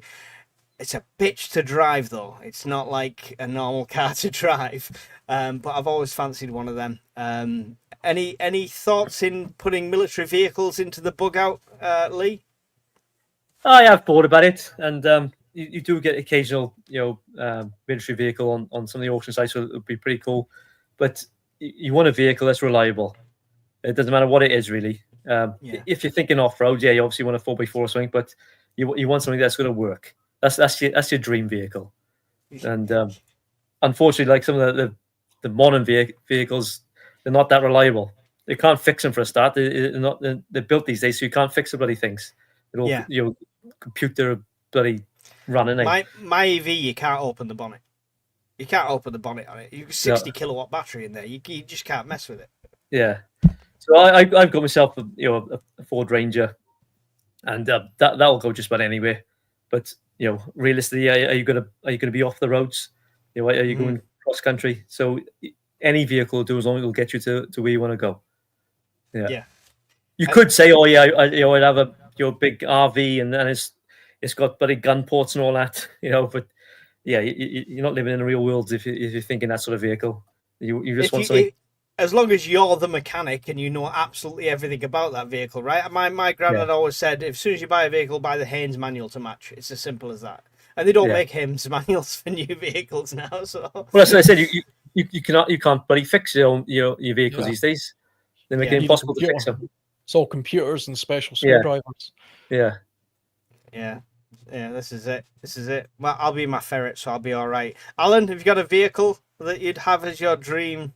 Well, if money was no object, I'd have a Jeep Gladiator. I've always been a big fan of the Wranglers. I love Jeeps, but they're not the most efficient of vehicles. And if you were genuinely looking at an all-round vehicle that you thought was going to be good for a bug-out type situation, there's the Jimny.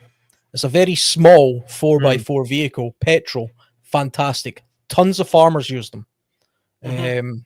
Suzuki Jimny. That's what you should be looking at if you were genuinely looking at something that you can maintain. It's relatively cheap. They're very reliable. Farmers love them for a reason, and they take petrol, which is quite rare for a 4x4 vehicle. I've got too many kids; they wouldn't fit in it. No, it's true. I'm gonna have to get an old German half track for the amount of children I've got. Ben, have you put any thoughts into a bug out vehicle? Yes, and I'm not allowed mine. Mrs. RP will say so. Why? But mine would be, if money was no issue, same as Alan, it'd be a Hetzer from Germany. An old World War II Hetzer. How reliable is that going to be now? It doesn't matter about reliability, because if it breaks down, it's a great little bug out location because it's at least armored to a degree. Yeah, but if it broke down 3 yards from your house, it's not exactly a bug out location, is it? Well, I mean, it gives me an extra 3-second head start. People have started naming cars in the chat. Let us know in your chat which your dream car is. Amphia says Fiat Panda 4x4 was pretty handy. Yeah. I've got a Mitsubishi Delica 94 plate run on veg oil. Wow, there we go. He's way ahead of the game. Hilux, says Horwich. Pete agrees with the Hilux. Toyota Land Cruiser, best in the world other than Hilux. Japanese 4x4s are a good choice. I think Humber that Pig. the Hilux is pretty much the best 4x4 in the world, without a doubt. Right, I know two people that have them, and they are absolutely indestructible. Better than any Ford Rangers or Raptors or anything like that. Hilux, hands down. Right, but if whatever vehicle you decide to get, learn it. Learn the vehicle, because the mechanic's not going to be there. If you break down and you've got to call somebody for a simple screw or something like that, then in a bug out situation, you're going to be completely knackered. All right. So learn your vehicle. I've seen too many preppers that are like, well, I can't go to this meet because I've got vehicle problems. I've got to send it to the garage and this, that, and the other, blah, blah, blah. It's like, that's not a reliable bug out vehicle. If it's knackered in peace times 24/7, then it's not reliable. EMP proof land crab. There you go. So yeah, cool. Good question. Thank you, Purple Ale. Appreciate that one. Last one here from Elusive Dartmoor Survival. Kind of a laugh. They're doing the emergency alert on phones on 7th of September. Yeah, have you heard about this? Has everyone heard about this? I assume everyone's heard the Yes. alert things. For me, it's a great filming opportunity because I can, film random family members' shocked reaction when it goes off and then use it in a later video when I'm pretending something's happened. I didn't get it on the last time they did this. I was fully expecting, my phone to go off, and it never happened. I was one Yeah, of mine those. didn't go off either. Yeah. Yeah, I was disappointed by that.